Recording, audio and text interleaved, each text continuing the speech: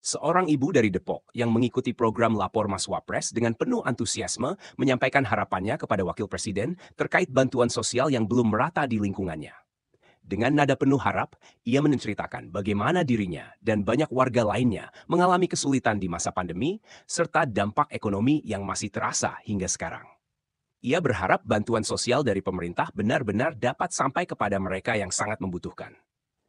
Dalam sesi tersebut, ibu ini dengan jujur mengungkapkan bahwa bantuan yang sudah ada seringkali tidak cukup untuk memenuhi kebutuhan dasar, terutama bagi keluarga yang pendapatannya menurun drastis. Kami di sini ingin keadilan, Pak Wapres. Banyak yang membutuhkan, tetapi tidak semua terdata. Kami berharap pemerintah bisa lebih memperhatikan kami yang terdampak. Ibu Santi. Bu, dari mana? Saya di Bogor, Tajuralang. Ke sini naik apa, Bu? Naik kereta. Oke. Oh, Bu, laporan Mas ini dari mana? Saya ya dari teman juga sih. Ya. Saya dulu anak saya waktu di Depok, saya belum dapat apa-apaan, Pak. Saya ngajuin begini-begini, katanya alasannya tidak bisa.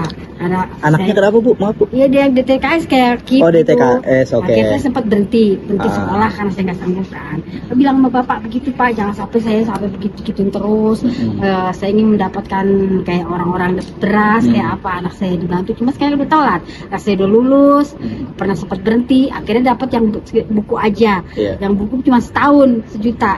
Itu kata saya bilang, Pak, anak saya udah lulus, saya kapan Pak dapat bantuan ya sekali buat saya deh, buat nanti saya tua saya ya, jadi tolong sama Bapak. Alhamdulillah. Tadi responnya gimana, Pak?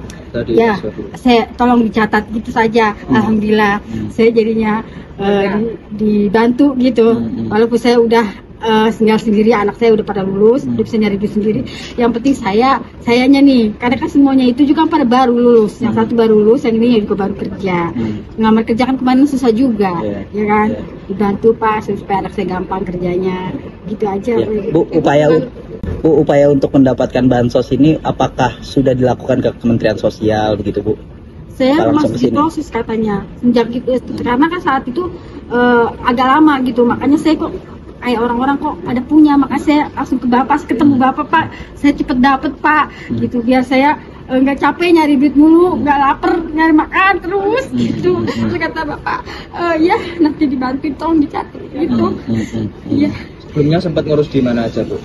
Waktu di Depok, saya ngajuin kayak PKH gitu, selalu dibilang tar aja nggak bisa, katanya gitu, ya kan. Akhirnya saya pindah ke Bogor. Di Bogor juga selalu seperti itu, dilulur waktu, katanya yang satu dulu, katanya yang harus masuk yang kedua, tiga-tiganya, harusnya kan 2. Ternyata 1 aja kan, anak lulus kan ribet. Ya harusnya saya aja udah intinya kan, emang harusnya ke intinya aja. Kalau memang saya aja, udah saya aja.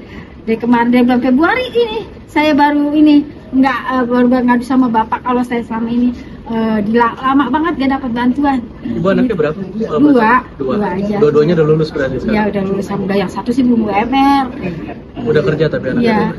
Saya mau ke Dinisnaker, mau supaya anak saya dapat UMR, mau kuliah Pak. Saya bilang gitu, Pak, anak saya mau kuliah, tapi gajinya belum cukup, gimana menabung kalau gajinya UMR, ya kan, gitu.